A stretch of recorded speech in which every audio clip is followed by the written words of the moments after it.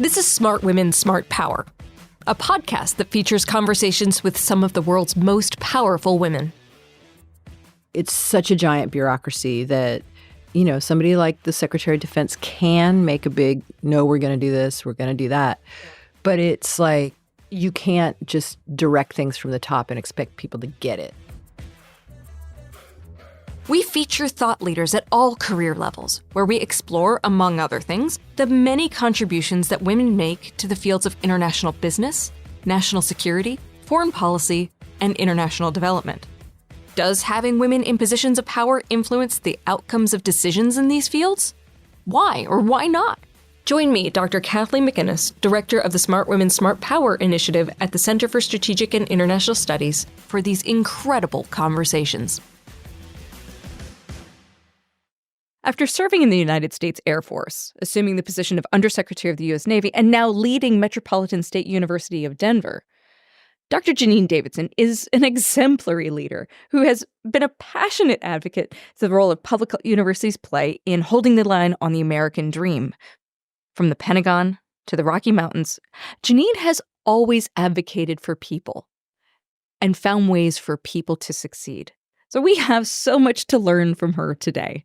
So welcome to the podcast, Janine. It's so great to see you. Thank you for having me. It's so awesome to see you. It's been so long. We'd love to hear your origins. What got you into the weirdo world of national security and international security? It is a weirdo world. It's changed, though, I think. So, yeah, I mean, my dad was in the Navy, so I moved around a lot. So I already kind of knew the whole scene, grew up in all of that.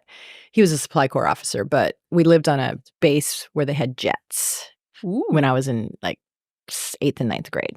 Okay. So I was going to fly. I was going to fly F-14s off of aircraft carriers, damn it. Of course, I flunked my Navy ROTC interview because they didn't let women do that back then.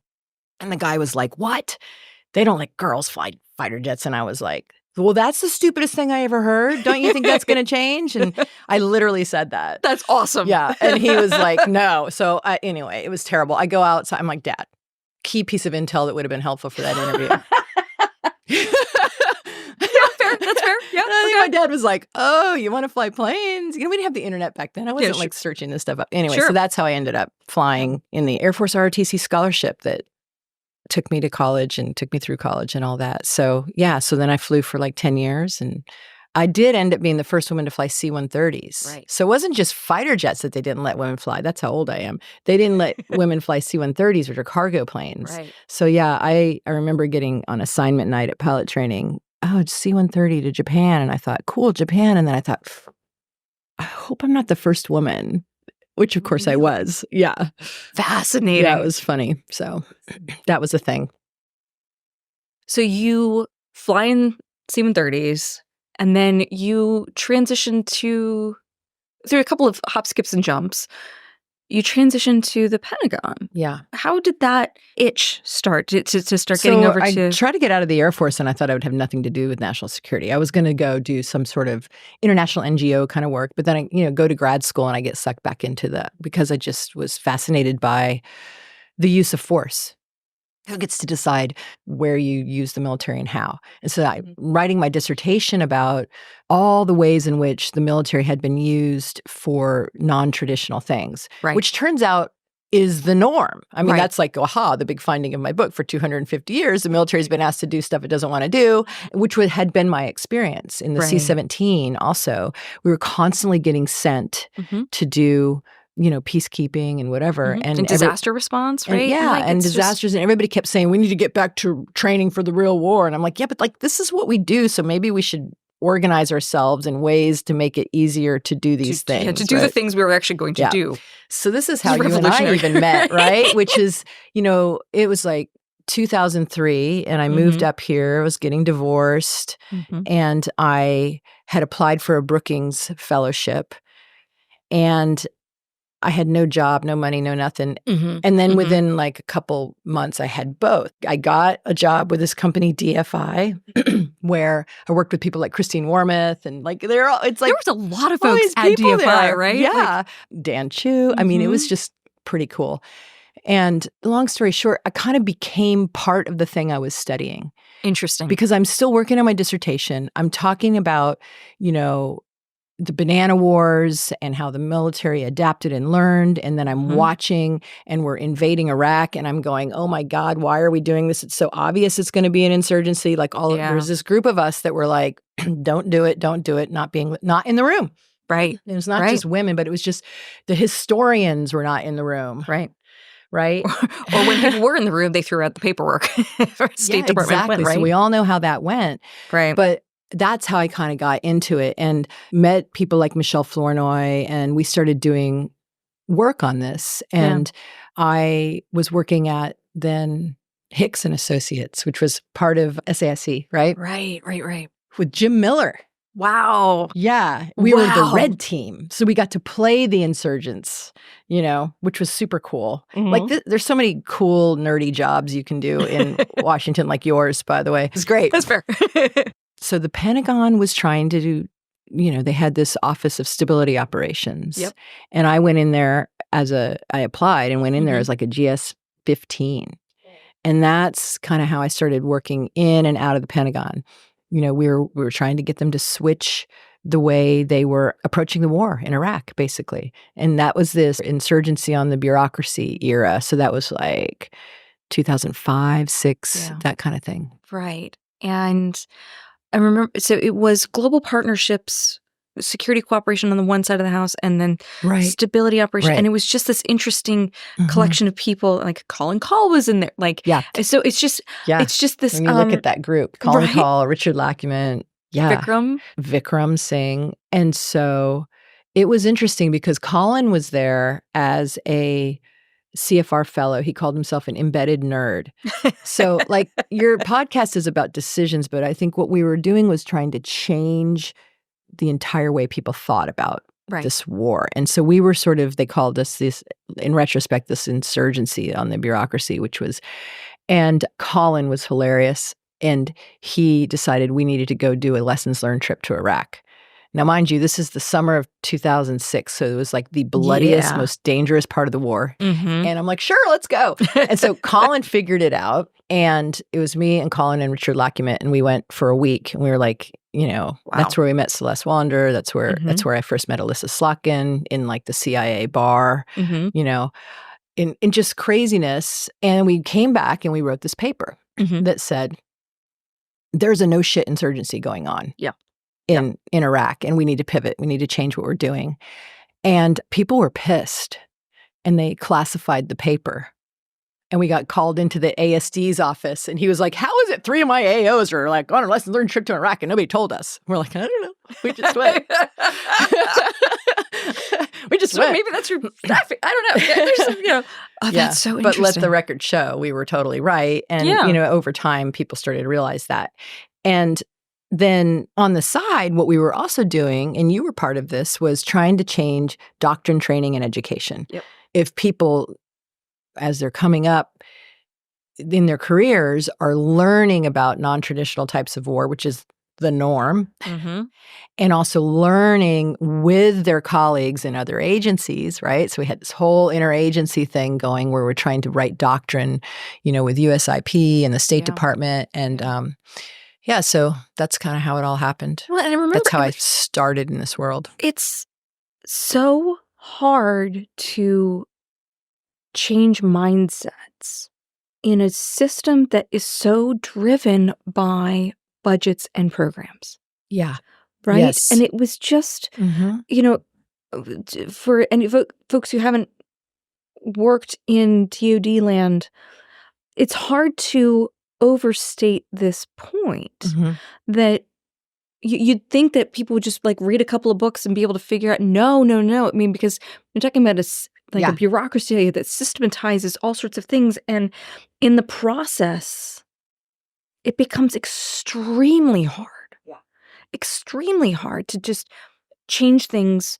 If you wanted to introduce a new program for a new widget or capability, much, much easier. That's but right. Actually, like getting into the mechanics of the intellectual side of the Pentagon. And that's why we decided to go sort of left of the timeline on people's careers. We were taking a long view. But it reminds me of another thing, because the second time I went into the Pentagon was when Obama got elected. Yeah. I was what they call the landing team now. Right. And there was no guarantee I was going to get a job. And so I'm in there, and Bob Gates is the secretary, and they decided to keep him as secretary. So there was going to be this transition that was not really a transition. Right. But so we're running around the Pentagon talking about what needs to happen, what needs to change. And remember when they would do the QDR, right? So the QDR was this exactly what you're talking about. Quadrennial Defense Review. Yes, thank you. Yep. Quadrennial Defense Review. And it was about this, like, they did it every 4 years. That's quadrennial. And it would look out 20 years. And it was all about what are you going to buy and what kind of war of the future. I think the QDR has to be different this time. We're in a massive war. Yeah. It has to be different. If we lose this war, 20 years out is very different. And we're looking at that. And so it turns out that Bob Gates agreed with me. And that Quadrennial Defense Review was different. Yeah. But pivoting everybody, like, because the Quadrennial Defense Review is like this whole institutionalized thing where the services have like QDR shops that are all focused on technology in the future. And all of a sudden they had to pivot, like, and it was almost like this, oh, you mean there's a war like happening right now? It's unbelievable. Yeah. It's a cognitive dissonance, right? Yes. Of institutional cognitive dissonance. Yeah. How and the failure in some quarters of the Pentagon to appreciate that what papers that you write, the memos you sign off on, like it seems like talking points to you, but it really, no kidding, affects people downrange. Yes. In all sorts of ways. Yeah. And the Pentagon is designed to organize, train, and equip. Yeah. The services are designed to organize, train, and equip. Congress gives money for, operations. That's their control. And so the Pentagon isn't focused on that. It's sort of like all the downrange stuff, except there's a reason why the Navy is not the chief of staff of the Navy. It's called the Chief of Naval Operations. Right. Because the Navy is always forward, always operating. But when you go to the Joint Chiefs of Staff and all these other things, they're focused on policy and long-term things and budgets. Yeah. Which is kind of how it should be, except Bob Gates was like, there's a war on and we need to actually dig in. And he did. He pivoted. I mean, so you need that leadership from the top, but you also need the insurgency from the bottom. One of the other things that I learned from you back in the day was getting back to this, the QDR, that whole process was eliminated because people, on the Hill started thinking it was like a self-licking ice cream cone. But I remember saying that the point of the QDR isn't necessarily the product, it's the process. Like the point that you underscored so much, which I don't know, from as an observer from afar, sort of see as a through line for your career, it's about empowering people and bringing people together and helping facilitate that collaboration. If the process is more important than the product. I think I stole that from some president. I don't remember. Yeah, like Eisenhower or somebody. Because I was all about deeper change, right? And it's such a giant bureaucracy that, somebody like the Secretary of Defense can make a big, no, we're going to do this, we're going to do that. Yeah. But it's like, you can't just direct things from the top and expect people to get it. And then policy doctrine, strategy, especially strategy, has to be kind of co-created, which sounds really nerdy and bureaucratic and like an excuse for not leading, but it's not true. Because if people don't know, if they don't think it was their idea, if they don't understand it, if they weren't present at the creation or in the room where it happened, then it's not going to happen. Right. Because if there's one thing bureaucracies are really good at, it's shirking. Yes. And higher ed's the same way. You went back into the Pentagon as a Deputy Assistant Secretary of Defense. And so at a time where it seemed like gender balances were changing a little bit. I'd be curious as to your reflections on that time or that experience. Yeah, really interesting because, my whole career up until that point, I was very used to being the only woman in the room, and only woman in the squadron. Never had a woman boss in my life. I felt like all the kinds of leadership stuff the military taught me didn't really work for me. The methodologies, like tell people to do this and that. Yeah. I remember getting a performance review one time, I think in ROTC, where they were like, this was a critique from one of my other cadets that said something like, the only way Cadet Davidson gets anything done is because of her popularity among her peers.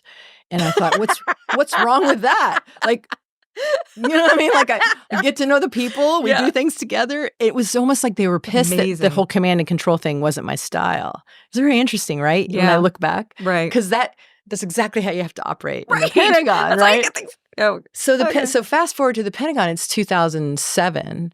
And so it's Bob Gates is my chain of command, and then Michelle Flournoy, and then Kath Hicks, and then me, okay?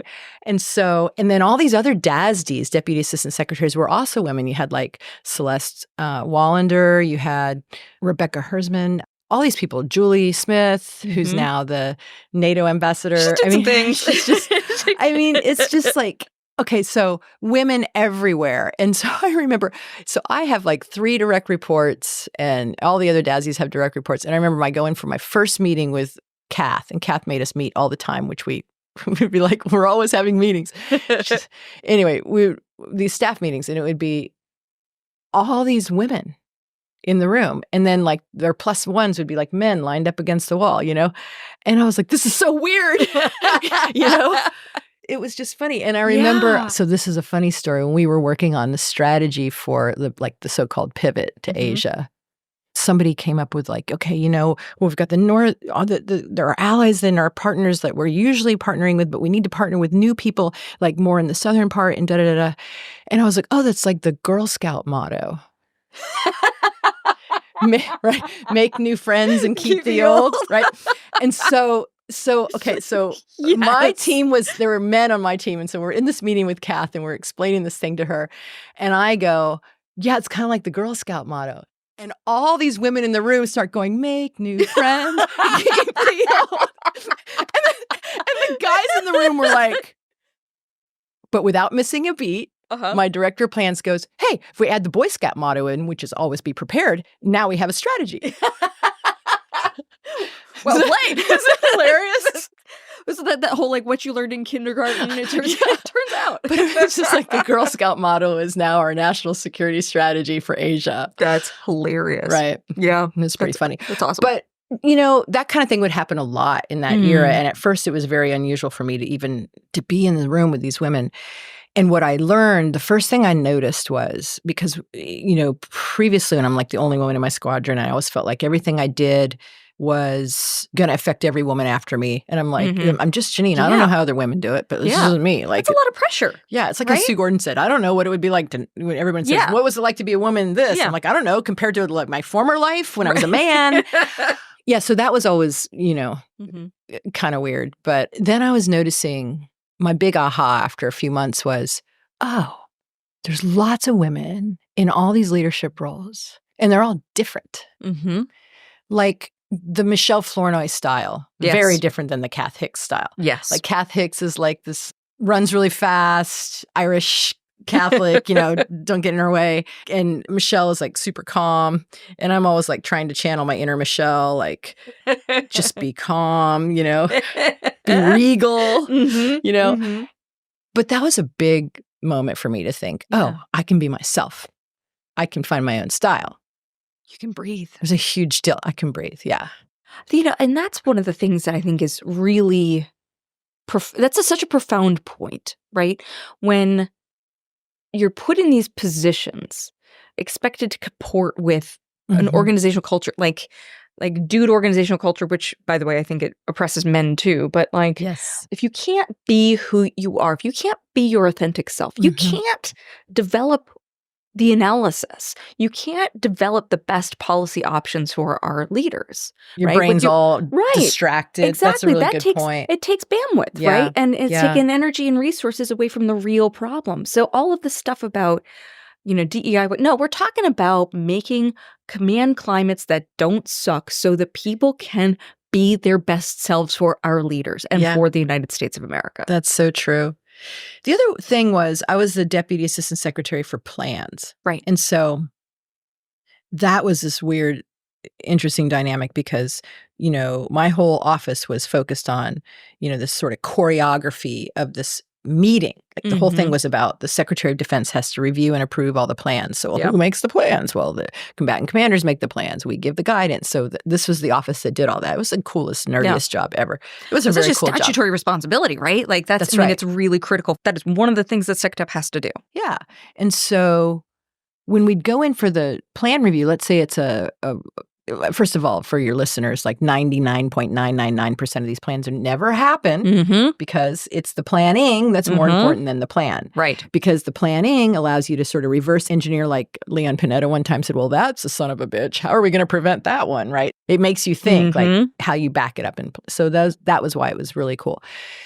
But when you do the plan review, if it's like in Europe or Asia or the Middle East, then you have the deputy assistant secretaries for that as well. So it would be not unusual to have like the chain of command on the civilian side would be like the Secretary of Defense, which is usually Bob. We would do the preview with Michelle. Yeah. So it'd be Michelle, and then it would be Kath, and then it would be me, and then it would be whoever was the regional. So they're going to be like Celeste Wallander or, and then, you might want to throw in, the weapons of mass destruction woman, Rebecca. And then the generals for the plan come from the combatant command, and then there'd be somebody from the Joint Chiefs of Staff. I would be in these rooms, and all the civilians would be on one side of the table, and the military would be on the other. Women on one side, men on the other. Wild. I think there was a moment in time that was like the civil-military dynamic was completely gendered. Wow. And so, like, I don't know what it would be like otherwise. But, occasionally there'd be a guy in there like Colin, or Jim Townsend.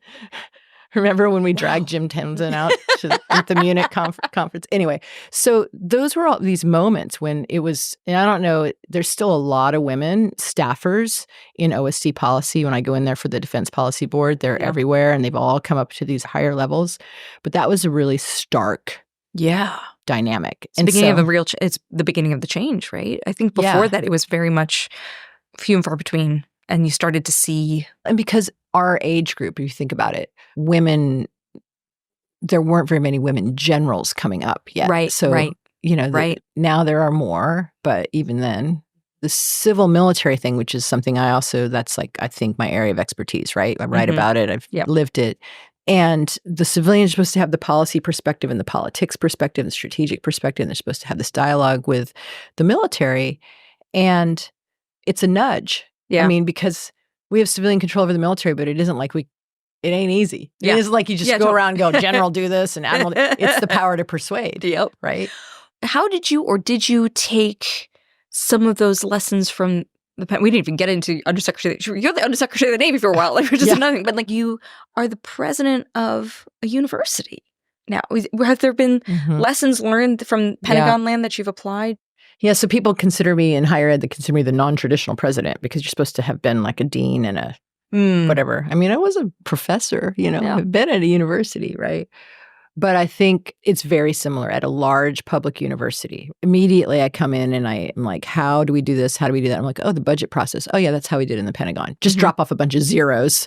But it's like the deans come in and fight for their stuff. And then the functionals, vice presidents, they are all fighting, against the strategy. And so it's like the deans are kind of like combatant commanders. Interesting. Right. Interesting. Oh, yeah. Everything you say about the business school, everything you say about the Middle East is true, but we have this war over here in Europe, or we're trying to plan for China and we're subsidizing down here. And it's just like that. It's like, okay, I understand you want all the resources in the business school, but we have this whole other thing called letters, arts, and sciences that actually needs some support, right?